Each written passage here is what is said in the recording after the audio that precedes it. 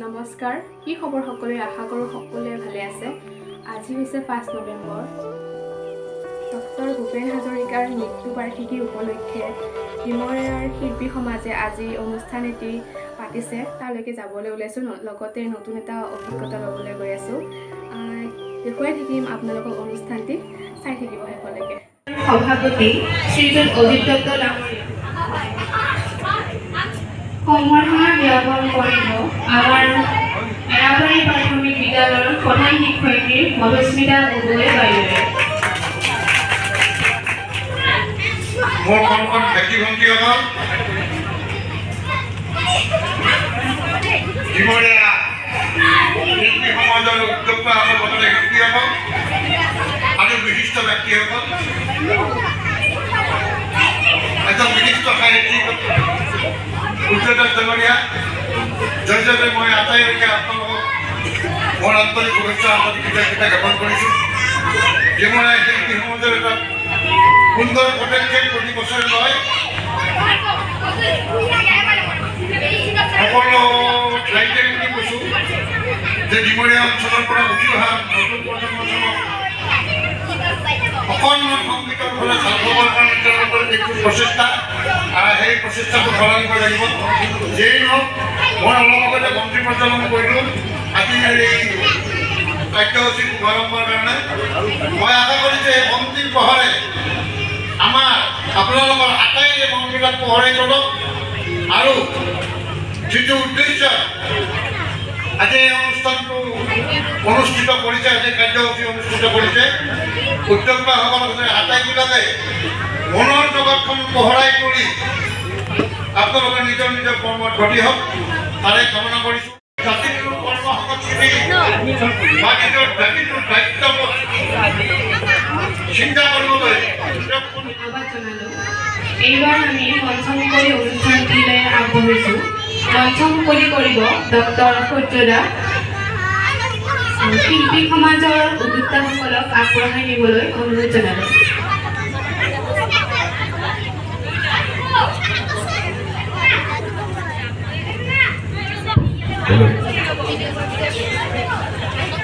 সূৰ্যদা ডাঙৰীয়াক সম্বৰ্ধনা জনাব জুৰি ৰাখে।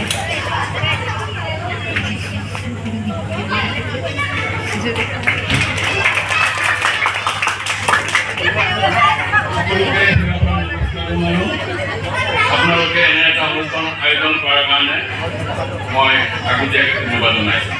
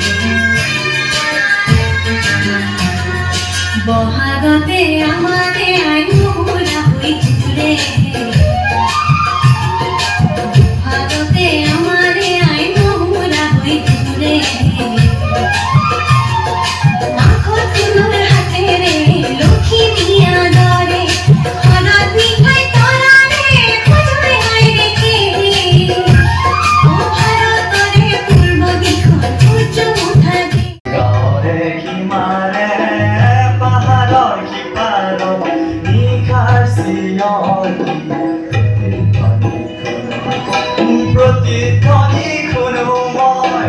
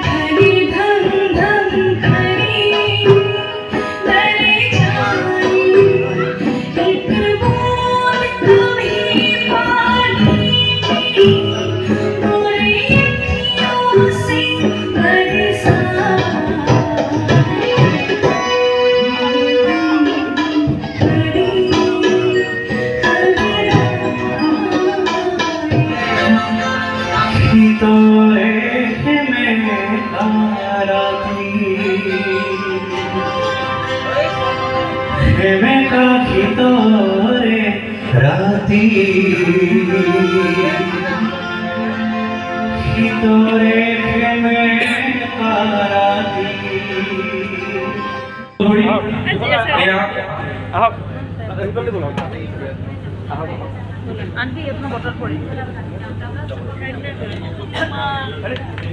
এয়া